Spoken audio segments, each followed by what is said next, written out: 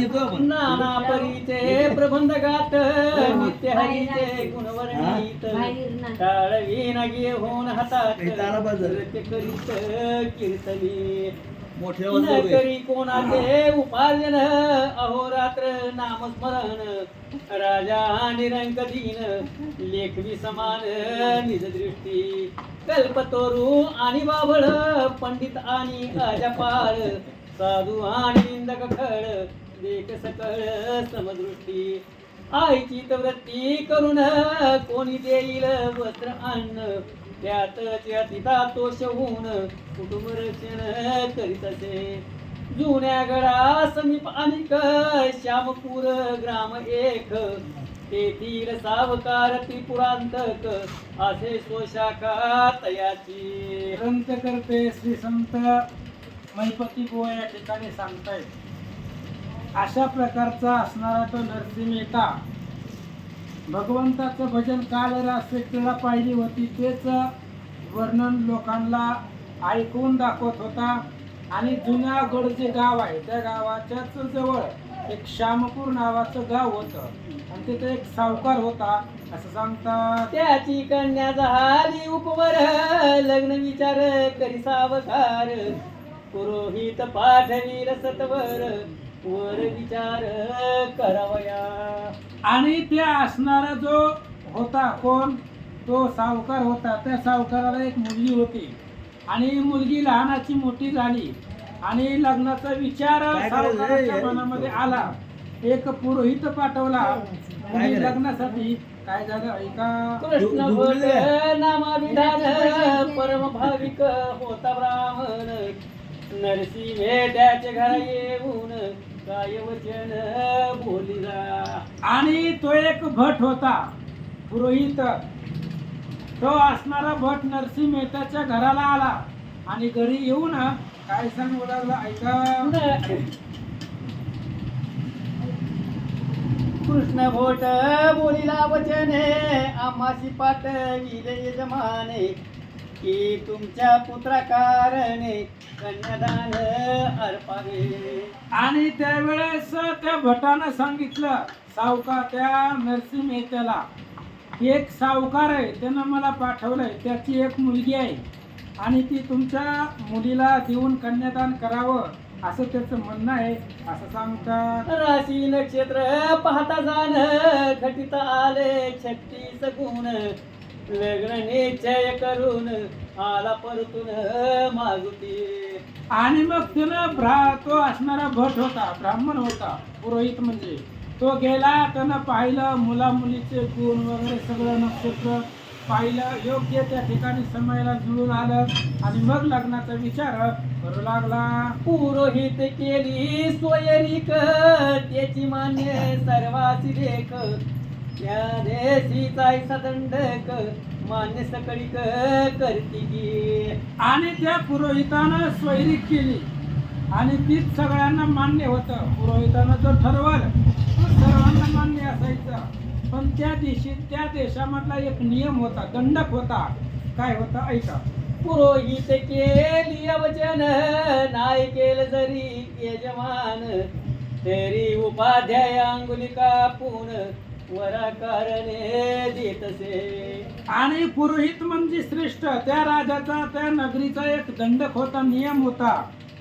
पुरोहितानं जे बोललंय तेच सर्वांनी मान्य करायचं आणि जर ते अमान्य केलं तर ज्याच्या घरी लग्न जमवलंय तो घरचा यजमान त्यानं आपल्या हाताचा अंगठा कापून नवरदेवाला अर्पण करावा असा त्या देशामधला नियम होता असं सांगतात. जुन्या गडी नागर ब्राह्मण परम भाविक वैष्णव झान त्याच्या पुत्राची कन्यार्पण निश्चय करून आलो मी. आणि तो पुरोहित गेला सावकारापाशी गेला आणि सावकाराला सांगितलं मी जुन्यागडी गावाला गेलो होतो तिथे एक ब्राह्मण आहे आणि त्या ब्राह्मणाचा मुलगा आहे आणि त्या मुलाबरोबर तुमचे मुलीचे लग्न मी जुळवून आलोय असा असणारा पुरोहित सांगू लागला. ऐकोनी पुरोहिताचे वचन हासू लागले सकळ जन म्हणती मुलीचे प्रार्थन आले दिसोन विपरीत आणि सर्वांनी ऐकलं, कुणाचं त्या पुरोहिताचं बोलणं ऐकलं. गावातले लोक हसू लागली. आता हा सावकार होता, गावाचा राजा होता, आणि त्या राजाची मुलगी होती, राजकुमारी होती, आणि इकडं गरीब ब्राह्मण होता.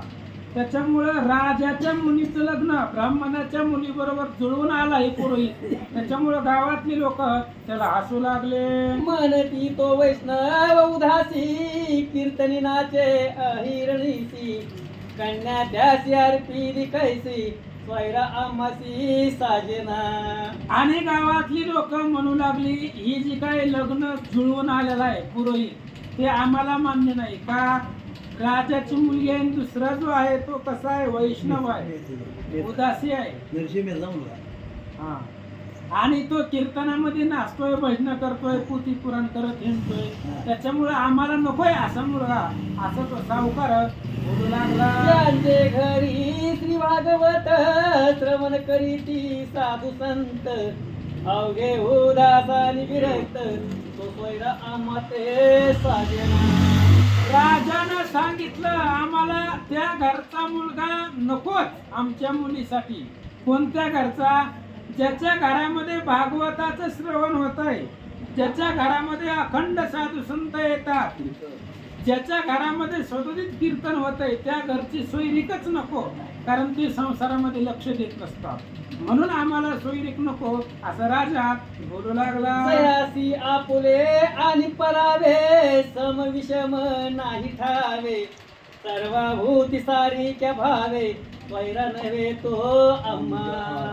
आणि ज्याला आपलं कळत नाही, दुसऱ्याचं कळत नाही, सम विषम काही लक्षामध्ये येत नाही, आणि त्यांचं कसं असतं, सगळ्या भूताला प्रत्येक जीवाला समान भाव असतो. त्याच्यामुळं अशी सोयरीक आम्हाला नको असं या ठिकाणी बोलतात. अक्रोधानी सदाचारी, सर्वभूती मैत्री भरी, अनवत संकीर्ण घरी, कैसी नवरी दिदली तया. पुरोहित म्हणे ऐका वचन, मी तर आलो निश्चय करून, तुम्ही करीत अनुमान, देईन कापून अंगोली. पुरोहिताने सांगितलं, आपल्या गावचा नियम तुम्हाला माहित आहे, दंड काय आहे ते माहित आहे. मी आता सोयरीक जमवून आलोय, मी माझ्या बुद्धीला जमल तसं सगळं नातं गोतं जमवून आलोय. तुम्हाला जर ते मान्य नसेल तर अंगठा कापून द्या, नाहीतर सोयरीक करा असं सांगतात. ऐसे ऐकून म्हणे त्रिपुरांतक, लग्न ती ते आहे उदयिक, सर्व साहित्य घेऊन देख, यावे सम्यक लग्नासी. आता त्रिपुरांतक म्हणजे महादेव नव, त्या सावकाराचं नावच आहे त्रिपुरांतक. आणि त्या सावकाराने सांगितलं, ठीक आहे, आता तुम्ही जुळवलंय म्हणल्यावर आम्ही काही नका म्हणणार नाही. बघा म्हणले, आता उद्या लग्न तिथी आहे, उद्या लग्न लावायचंय, लग्नाला काय काय साहित्य लागते सगळं घेऊन उद्याच्या या मांडवामध्ये असं बोलू लागले. आम्ही ग्रहस्थ नामांकित, स्वैरा दुर्बळ विष्णू भक्त, हासे होईल पिशुनाथ, ऐसी मातन करावी. सावकाराने सांगितलं, तुम्हाला तरी पटतंय का बघा म्हणले, सहज आहे, लय अवघड नाहीये.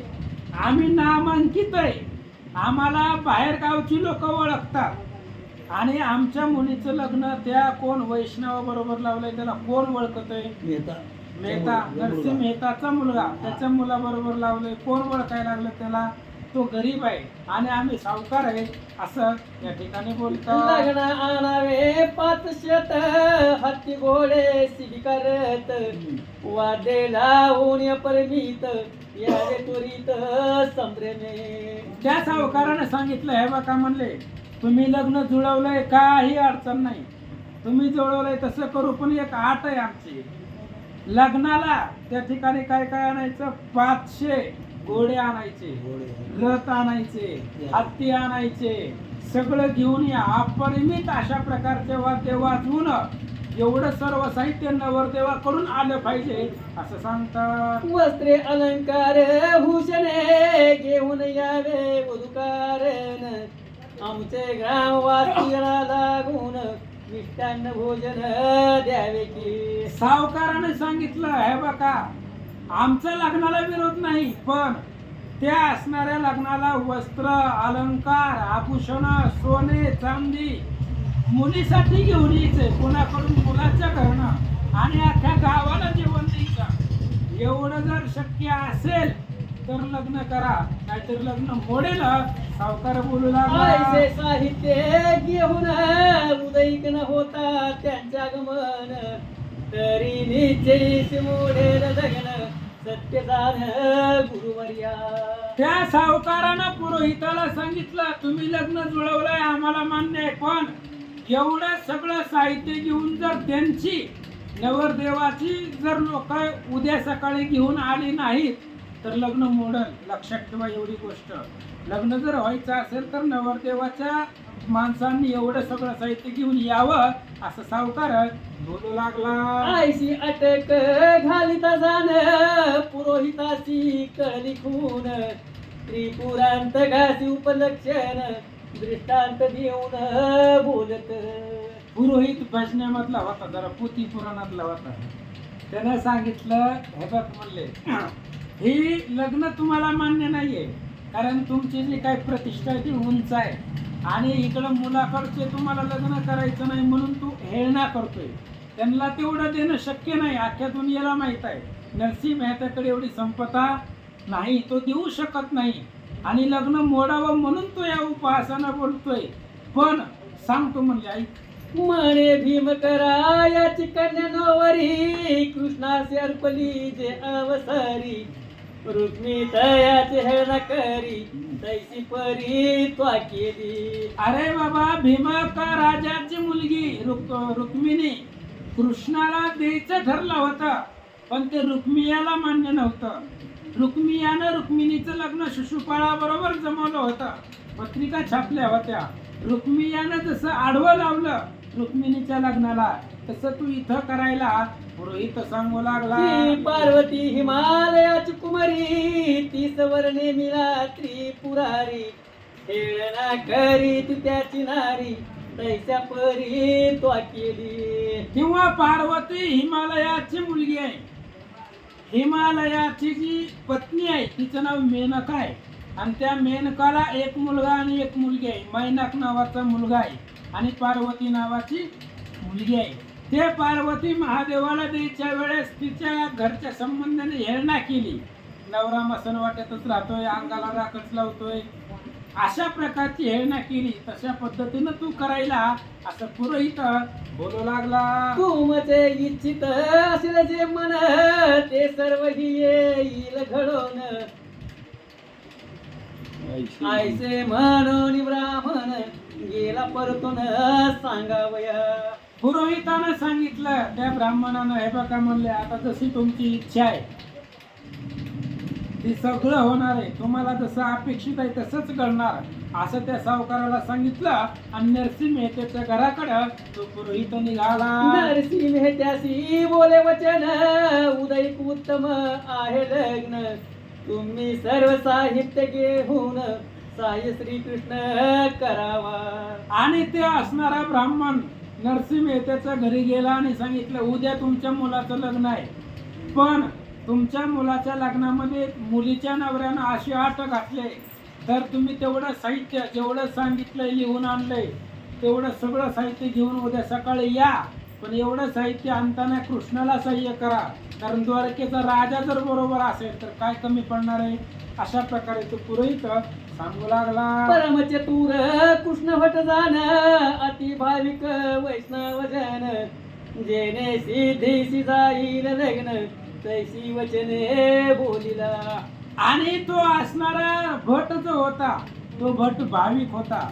इकडं नरसिंह मेहत्यावरही लोळ येऊ नये किंवा त्याच्या मनालाही दुःख वाटू नये, आणि त्या राजाचा सगळा निरोप सांगायचा, म्हणून चतुर होता तो, हुशार होता. अगदी सोप्या भाषेमध्ये त्याचा निरोप त्या नरसिंह मेहत्याकडे पोहोचवला. असं सांगता म्हणे तिकडील गोष्टी सांगता यास, तरी आताच होईल नाश, नरसिंह मेहता परम उदास, न धरी आस कवनाची. आणि त्या पुरोहिताने विचार केला, राजानं जे सांगितलंय ती जर आपण नरसिंह मेहत्याला सांगितलं तर आताच लग्नाचा नाश होईल, कारण नरसिंह मेहताकडे एवढी संपदा नाही आणि तो संसारावरती उदास आहे, त्याला काय पैशाची आस नाही, अपेक्षा नाही. त्याच्यामुळं त्यांचा निरोप न सांगता लग्नही व्यवस्थित लागावं अशा पद्धतीनं तो पुरोहित करू लागला. लग्न सिद्धी होईल जेणे तैसेच बोलुनी नम्र वचने पुरोहित निश्चय करून आला परतून घराची.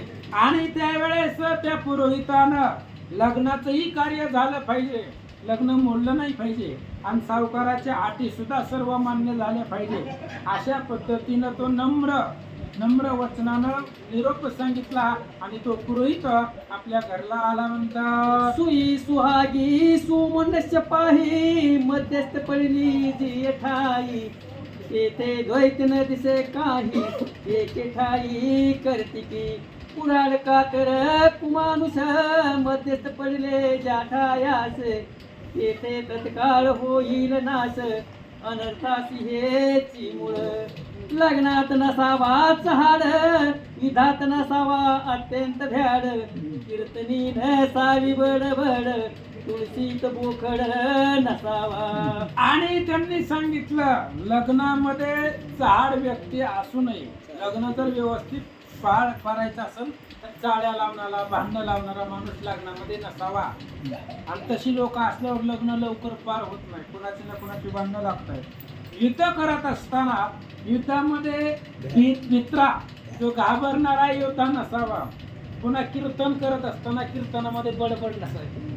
उगाच अभंग सोडायचा आणि बाकीच्या गोष्टी बोलत बसायचं होय. असल्या काय गोष्टी कीर्तनामध्ये नसू नये. जो अभंग आहे त्या अभंगावरती बोलावं, नसलं तर आपलं बंद करावं, पण बाकीची बडबड कीर्तनामध्ये करू नये असं सांगतो. पुराणात नसावा अतिवाचाळ भाविकात नसावा निंदक खळ प्रवासी नसावा भूकाळ भजनी तळमळ नसावी. पुराणामध्ये वाचाळ व्यक्ती असू नये. पुन्हा सांगितलं भाविक जो आहे, भाविक भक्त आहेत, वैष्णव आहेत, त्यांच्यामध्ये निंदक नसावा. त्यांच्या सज्जनामध्ये निंदक असू नये. प्रवास करत असताना जास्त भूक लागणारा व्यक्ती प्रवासात असू नये. आता इष्टीत बसल्यावर भूक लागल्यावर काय खावं त्याला पंचायतीची. त्याच्यामुळं प्रवास जर करायचा असेल तर लांबचा तर भुकाळू व्यक्ती नसू नये. सहनशीलता अंगामध्ये असावी आणि भजन करत असताना घरची चिंता नसावी. पुतीला आलो की घरी काय चाललंय बघायचं नाही. तळमळ संसाराची नसावी असं सांगतो. शेजारी नसावा सोयरा पर्जनी नसावा दक्षिण वारा श्री गुरु मंत्र घेता खरा विकल्प दुसरा नसावा. आणि आपल्या घराचा जो शेजार आहे तो पाहुण्या रावळ्यातला नसावा. शेजारी लांबचा पाहिजे. जवळचा असले की सोयऱ्यामध्ये भांडणं होते. त्याच्यामुळं शेजारी जो पाहुण्यामधला नसावा. पाऊस पडत असताना वारं नसावं. पाऊस आला वारा आला की पाऊस जातो. पुन्हा सांगितलं गुरुमंत्र घेत असताना विकल्प नसू. गुरुमंत्र घेताना विकल्प मनामध्ये धरायचा नाही अशा प्रकारे सांगू लागले. विरक्तासी नसावा द्रव्य साठा दुर्बळासी नसावा उन्मत गाठा सूक्ष्म मार्गी नसावा काटा ज्ञानी असी ताठा नसावा. विरक्त जो आहे, विरक्त म्हणजे वैरागी. आणि वैराग्याला पैशाचा लोभ असू नये. किती पाकिट दिले वैरागी लोकांनी बघायचं नसते. काय करायचंय, कीर्तन करायचं निघून जायचं. काय करायचंय वैरागी लोकांना, पैशाची गरज कशाला आहे.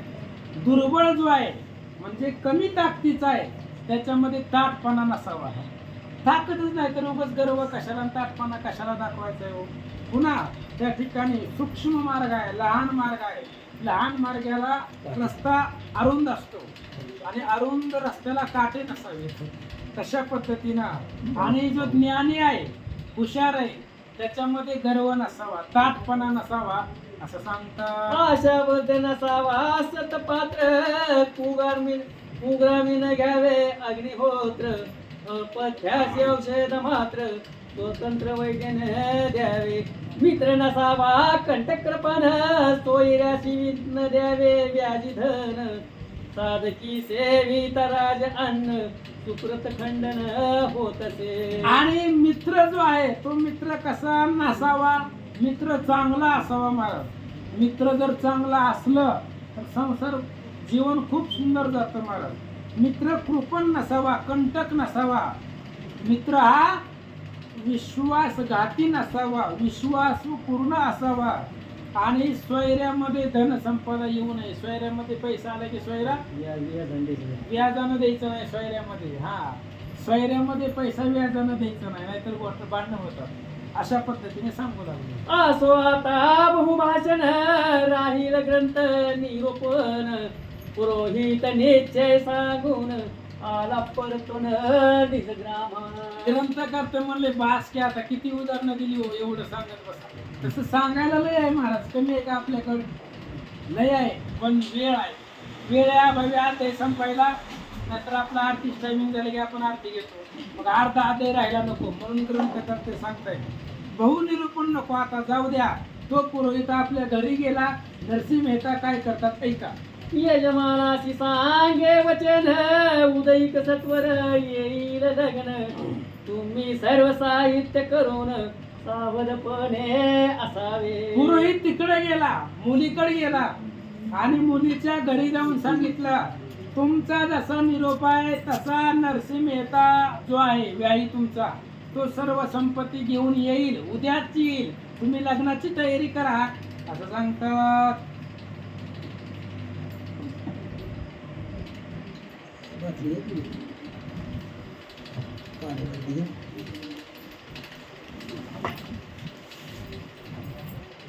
पुंडली विठ्ठल श्री ज्ञानदेव तुकाराम. प्रभू श्री रामचंद्र भगवान की जय. कपिवर्य महारुद्र हनुमान की जय. जय श्रीराम. श्री गणेशाय नमः, श्री पांडुरंगाय नमः, श्री प्रभु रामचंद्राय नमः. ये जमानाशी सांगे वचन उदयिक सत्वर येईल लग्न तुम्ही सर्व साहित्य करून सावधान असावे.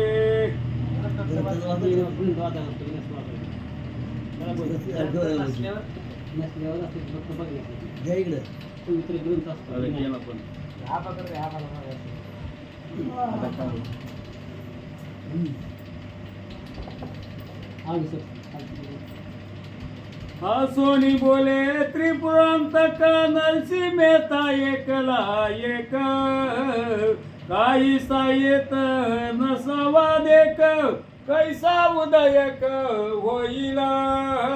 त्रिपुरांतक नावाचा सावकार होता आणि त्या सावकाराने विचार केला ही नरसिंह मेहता एकच आहे, म्हणजे त्याच्या बरोबर जास्त लोक नाही, त्याच्या सोयरीमध्ये लोक नाही, त्याला मदत करणारही कुणी नाही. पण त्याला काय माहिती मागे पुढे उभा.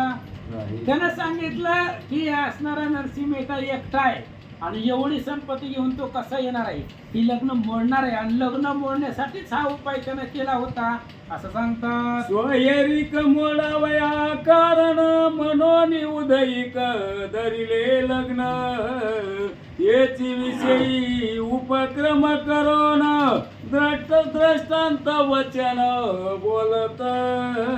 आणि त्या सावकाराला ही लग्नच मान्य नव्हतं. आपली मुलगी कोणाच्याही घरला देणे त्याला पसंत नव्हतं आणि लग्न मोडावंच याच्यासाठी त्यानं उद्याचाच मुहूर्त काढला, नसताना काढला. उद्याच्या उद्याच लग्न करायचं.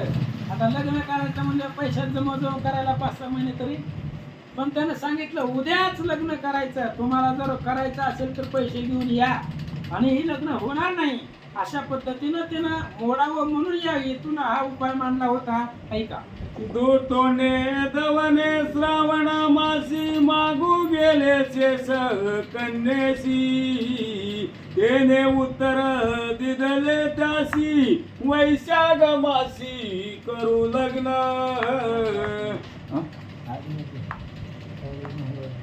उष्ण काळ येता जवळ तो दवने पावले अंत काळ देवी मे बोलिलो उतावीळ लग्न सकाळी मनोनिया. पुरोहित म्हणे तू अविश्वासी विवेक नाही निज मानसी अहंभाव धर्यला चितासी तरी शीघ्रशी पावसी अपमान. त्या पुरोहिताने सांगितलं, पुरोहित म्हणजे ह्या लग्नाचा मध्यस्थी होता, लग्न ज्यानं जमवलं होतं, त्याने सांगितलं बाबा तू लग्न मोडावं म्हणून प्रयत्न चालू आहे पण तुझा अपमान होणार. तुला माहिती नाही नरसिंह मेहता हा वैष्णव आहे आणि त्यानं जर त्याच्या देवानं जर ठरवलं तर काही शक्य होतं, त्याच्यामुळे तुझा अपमान होणार आहे असा पुरोहित सांगू लागला. द्रौपदी सतीचे करिता येळन अपमान पावला सुयोधन, दैसेची आज तुझ कारण होईल मज वाटते.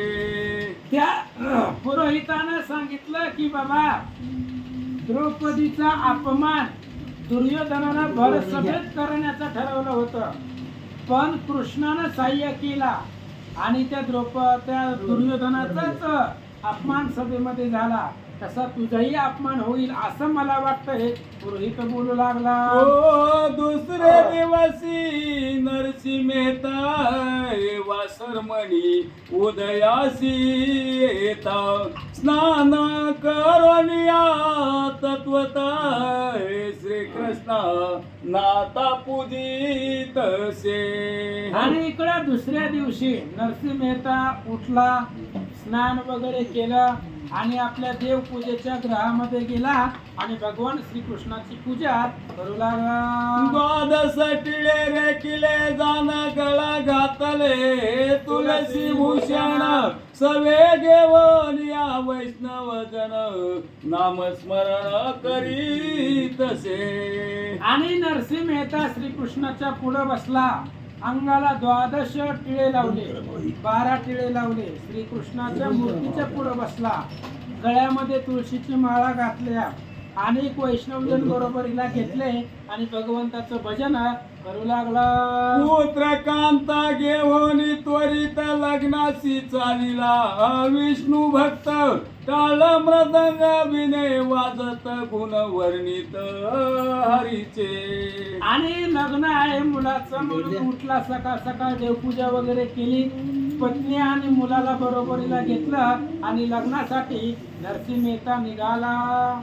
जय जय मुकुंद मुरारी अनाथ नाथा भक्त कैवारी, पुराण पुरुषा मधु कैट भारी, वससी अंतरी भक्ताची आहे. जय द्वारकावासी जगन्नायका रुक्मिणी कांता विधी जनका, मधुर रायासी कंसांतका भक्तासी सका तू एक. जय देवादिदेव सनातना भक्त रक्षक मधुसूदना, विश्वव्यापका जग जीवना मन मोहना गोविंदा. जय पुराण पुरुषानंत नामा सगुण पुरुष मेघ श्यामा, भक्त काम कल्प द्रुमा मनोभी विरामा श्रीहरी. ऐसे श्रीहरीचे गुण वर्णित प्रेमे करोनिया गात नाचत, नरसिंह मेहता चालिला त्वरित स्वानंदे भरित ते काळी. अशा प्रकारे भगवान श्रीकृष्णाचं गुणाचं वर्णन करीत करीत नरसिंह मेहता, त्याची पत्नी आणि त्याचा मुलगा लग्न आहे सोयरीक जमवले म्हणून तिघ जण त्या सावकाराच्या घरी लग्नासाठी चालले, पण रिकामे चालले होते.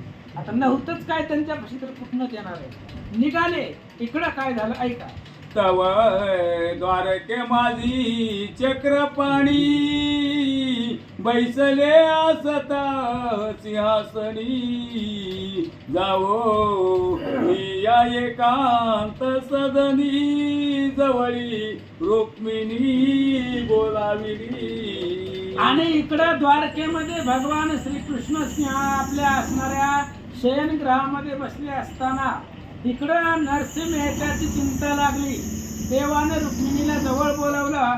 काय सांगतात ऐका. मने नरसिंह मेहता भक्त राजा सद्भावे, अनुसरला मज त्याच्या पुत्राचे लग्न आज गातो निर्लज गुण नाम. आणि श्रीकृष्ण रुक्मिणीला सांगतायत नरसिंह मेहत्याच्या मुलाचं लग्न आहे आणि लग्नाला तो निघालाय, पण जात असताना माझं नाव त्याच्या मुखामध्ये आहे.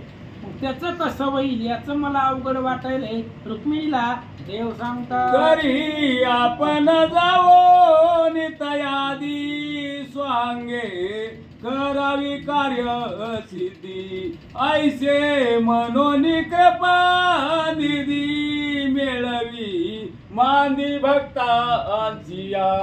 कृष्णानं रुक्मिणीला सांगितलं नरसिंह मेहता निघालाय, पण नरसिंह मेहता सावकाराच्या घरी पोचायच्या आधी आपण तिथं जायचं आणि त्याचं जे काही म्हणणं आहे सावकाराचं ती पूर्ण करायचं, अंगानं जायचं आणि नरसिंह मेहताला मदत करायची. म्हणून उद्धव अक्रूर सगळे असणारे भक्त उद्धव अक्रूर नारद तुंबर सुख वाल्मिकी प्रल्हाद थोर भीष्म विभीषणानी विदुर मारुती सत्वर पाचारीला.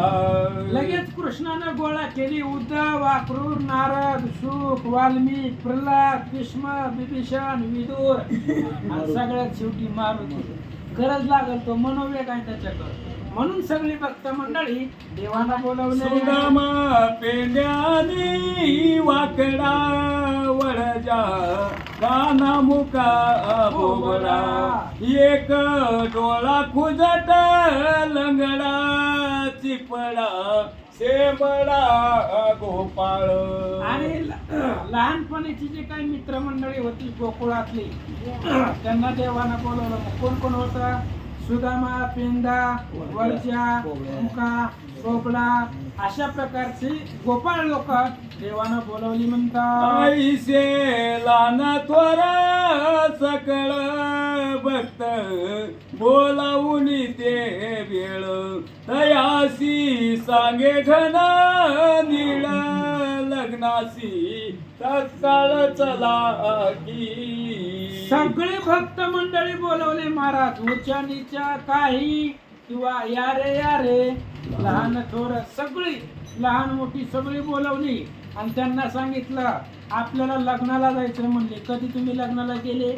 एवढं बोलून कृष्णानं आपल्या बाकीच्या बायकांना बोलवा सुरुवात केली. कोणाकोणाला बोलवा? ऐसे सांगोनी तया प्रती बोलाविली जामवंती सत्यभामा कालंदी सती स्वय श्रीपती बोलावी. कृष्णाने विचार केला सगळीच माणसं जाऊन जमत नाही, लग्नाला बाया बी लागते, बायांचे बी काम असतात लग्नाला, आपण जाऊन काय करायचं.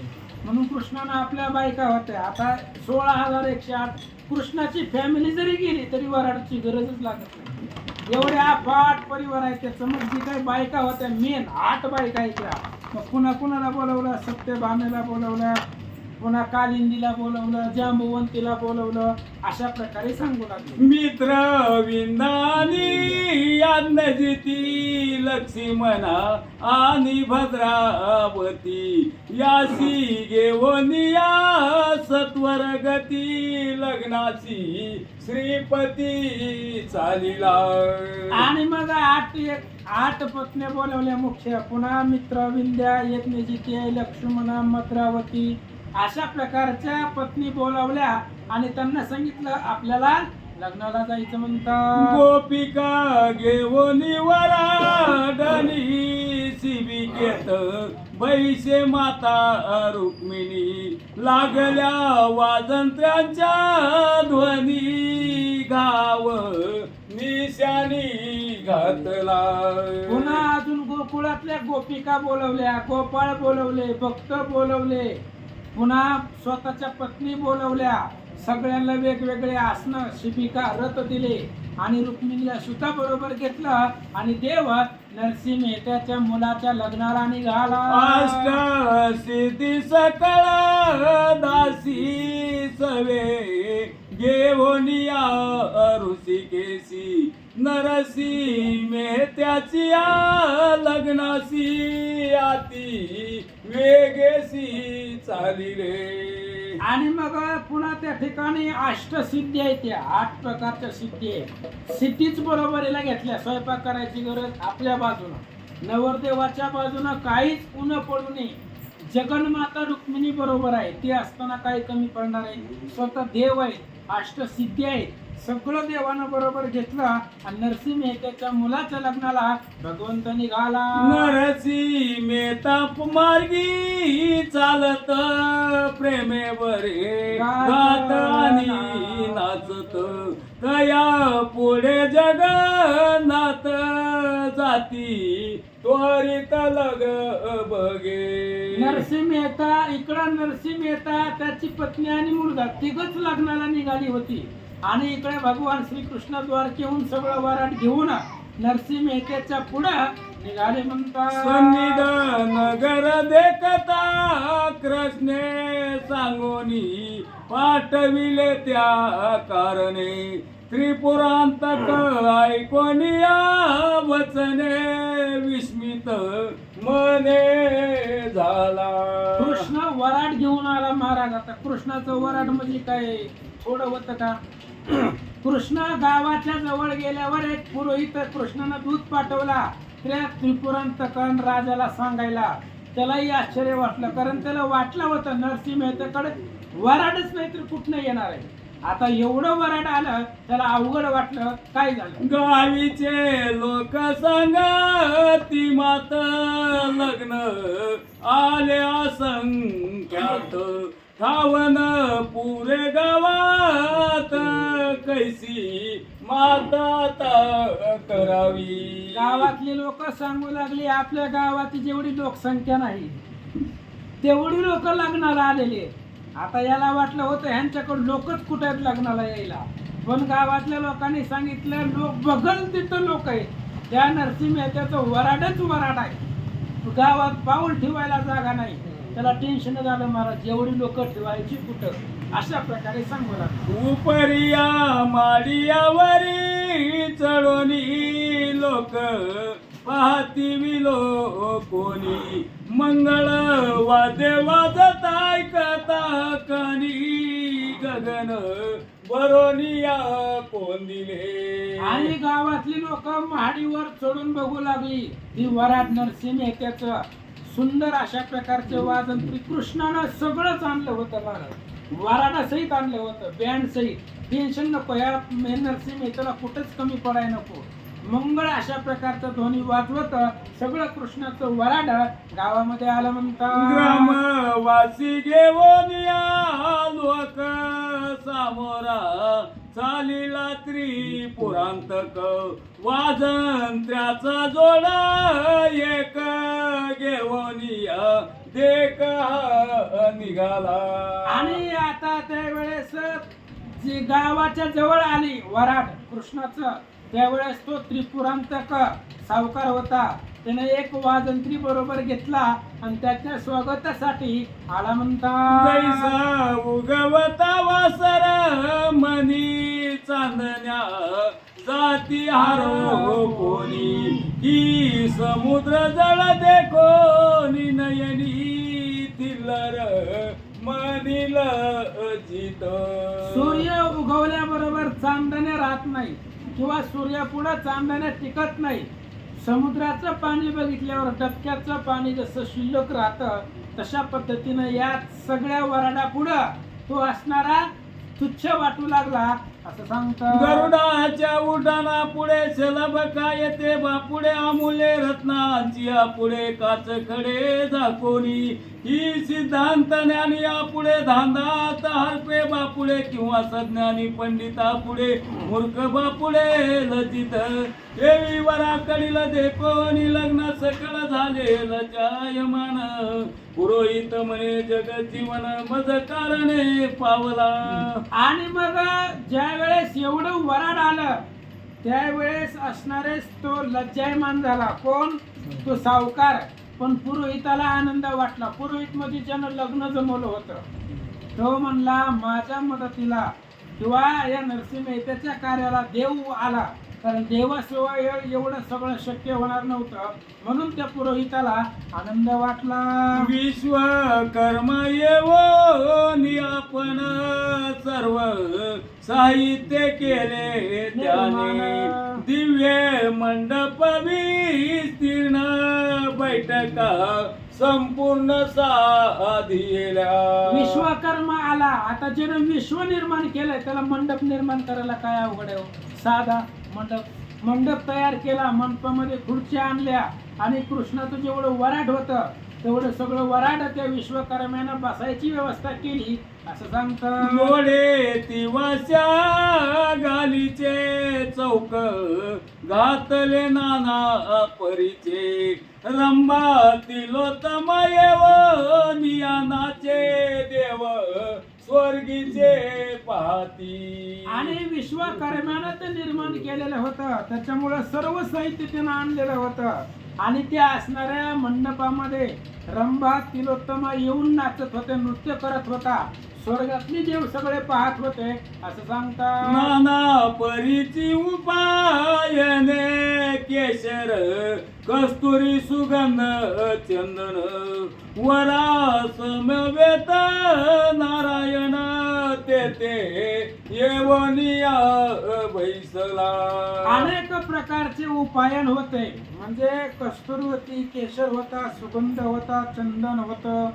आणि भगवान श्रीकृष्ण त्या नवरदेवासोबत आले, बसले म्हणतात. भवत्या सोबती वराडणी मध्ये बैसली माता रुक्मिणी. नरसी मेत्याची राणी बैसली येवनिया सन्निध. आणि कृष्णानं आणलेल्या अनेक स्त्रिया वराडिनी होत्या, शोभिवंत होत्या. आणि त्या सगळ्या वराडिनीमध्ये रुक्मिणी माता बसलेली होती. आणि त्या रुक्मिणीच्या जवळ कोण बसलं होतं? नरसिंह मेहत्याची पत्नी. किती भाग्य आहे महाराज, रुक्मिणीच्या समवेत ती जवळ बसलेली होती असं सांगतात. नाना परीचे सुमना हार गळा घातले परी कर. वैष्णव मेडी स्वानंद निर्भर शारंग दर बैसले. अनेक प्रकारचे फुलांचे हार गळ्यामध्ये घातलेले होते. आनंद होता, वैष्णव होते, सगळेच वैष्णव होते, माळकरी होते. त्यामुळं सगळ्यांना आनंद होता. भगवंत बसलेले होते. काय झालं? सवे घेऊनी ग्रामवासी लोक सामोरा आला त्रिपुरा अंतक. जवळी येता सम्यक वैकुंठ नायक देखिला.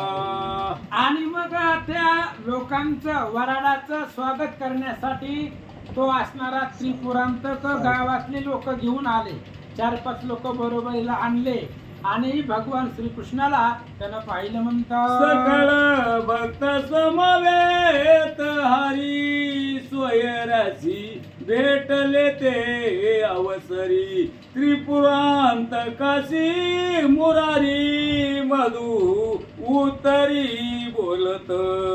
आणि मग ज्या वेळेस तो सावकार आला त्यावेळेस भगवान श्रीकृष्ण उठले आणि सोयऱ्याला भेटले. सगळे भक्त मंडळी आणले होते, त्यांनाही त्या त्रिपुरांतकाला भेटवला. आणि त्या असणाऱ्या त्रिपुरांतकाला भगवान श्रीकृष्ण मधुर भाषेमध्ये काय बोलतात ऐका. मने नदीची पुर आलिया बरा भोपळा पाववी पैल तिरा. देवी नरसी मेहता तुम्हा शिखरा सका स्वयरा जोडीला. कृष्णानं सांगितलं त्या असणाऱ्या त्रिपुरांतकाला, म्हणले हे बघा, पूर आल्यावर भोपळा पलीकड जावा. भोपळ्याला पलीकड जायला काय लागतं पूर आल्यावर? तशा पद्धतीनं आणाय असे ना, तुमच्या भाग्यानं तुम्हाला हा नरसिंह मेहता सोयरा जोडला. देव सांगू लागले. गावीचे सरतीये वेळ सुधारस चुकवी मृत्यू काळ. देवी नरसी मेहता भक्त प्रेमळ सोयरा केवळ तुम्हासी. किंवा मरत या अमृत पान, मरायला लागलेला आणि त्याला अमृत मिळावं, त्याला जीवन भेटतं तशा पद्धतीनं. आणि ते अमृत मरणाची वेळ चुकवतो. तशा पद्धतीनं नरसिंह मेहता तुम्हाला सोयरा म्हणून जोडला गेलेला आहे. देव सांगू लागले. काम क्रोधादी अहं भाव भव रोगी पिढीला होता जीव. त्याची निवारावया सर्व सोयरा वैष्णव केला की. किंवा काम क्रोधाधिक अहंकार यानं तुम्हाला ग्रासलेलं होतं आणि याचं निवारण करण्यासाठी हा सोयरा तुम्हाला जोडला गेला असं सांगतात. की लोह परिसाशी लागता जाण अलंकार करीती श्रीमंत जन. देवी यांच्या योगे तुमचे दर्शन आम्हा कारणे घडले. किंवा अलंकार श्रीमंत लोक अलंकार करतायत आणि तशा पद्धतीनं किंवा लोखंड जर परिसराला लागलं तर त्याचं अलंकार होतं, त्याचं सोनं होतं. तशा पद्धतीनं तुमच्या योगानं तुम्हाला असणारा हा नरसिंह सोयरा जोडला. देव सांगतात ऐकोनी त्रिपुरांतक बोले वचन आपुले सांगाजी नामाभिधान. झाले नव्हते कधी दर्शन केले आगमन कोठोनी. त्या त्रिपुरांतकानं कृष्णाला विचारलं, म्हणले तुम्ही आजच कसे आले लग्नात? लहानपणापासून नरसिंह मेहता इथं राहतोय, आम्ही इथं राहतोय, आम्ही एकमेकांना ओळखतोय. तुमची आमची कधी भेट नाही, कधी दर्शन नाही, काय नाही. मग अचानक तुम्ही कुठून आला, तुमचं नाव काय? अशा प्रकारे तो सावकार विचारू लागला. ऐकोनी बोले देवादी देव सावळासा आमुचे हे नाव. नरसिंह मेत्याची देवा देव करीतो सर्व निज अंगे. आणि त्या सावकाराचं बोलणं ऐकल्यावर कृष्णानं सांगितलं, सावळ असं आमचं नाव आहे आणि आम्ही त्या नरसिंह मेहत्याचं देवाणघेवाण करतो. त्याचा गुप्त व्यवहार सगळं आमच्याकडं असतं म्हणले. आणि आमची वस्ती कुठं आहे वाचा. गुमास्ते गिरी करीतो यांची द्वारके माझी वस्ती अमुची. निज गुण याचे जीवीची एक मीच जाणतो. आणि कृष्णाने सांगितलं की आम्ही द्वारकेला राहतो आणि नरसिंह मेहत्याची सगळी कामं करतो. याची देवाणघेवाण सगळं काम आमच्याकडे असतं. द्वारकेला आमची वस्ती आहे आणि नरसिंह मेहत्याची जीवाची खूण फक्त मलाच कळते असं सांगतात. ऐसे बोले जग जीवन परी कोणाशी न कळे निज गुण. तो माया लागवी मनमोहन न कळे महिमान तयाचे. अशा प्रकारे भगवान श्रीकृष्ण त्या सावकाराला बोलतात पण कोणालाच त्याचं महिमान कळत नाही. देव आहे तो, लागवी आहे, नाना प्रकारे तो लागव करतो असं सांगतात. श्रीमंता पूजन करा वयासी वस्त्रे आणली ती वरासी. ती नीच मनोनी अर्पवयासी लज्जित मानसी झाले. आणि त्या सावकारानं नवरदेवाची पूजा करण्यासाठी वस्त्र आणली होती आणि वस्त्र आणली कागदामध्ये, कपड्यामध्ये, खाली वस्त्र आणली होती. पण त्याने विचार केला, ही मोठमोठाली एवढी मोठ्या घरची लोक घेऊन आलाय नरसिंह मेहता आणि आपलं एवढंसं वस्त्र आता नवरदेवाला कसं द्यायचं, म्हणून त्याला लाज वाटली. ते कृष्णानं ओळखलं. काय बोलता. आईचे जाणूनी वैकुंठनाथ त्रिपुरांत काशी काय बोलत. लग्न तो आले अगणित संकोच चिता तुमचे. आणि कृष्णानं सांगितलं सावकाराला, नरसिंह मेहताचं वराट जास्त आहे म्हणले, प्रमाणापेक्षा जास्त आहे.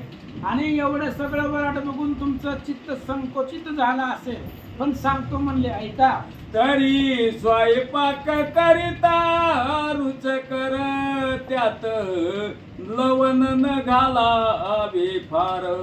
आणि आपुले परी सथोर सोयरा साचार न करावा.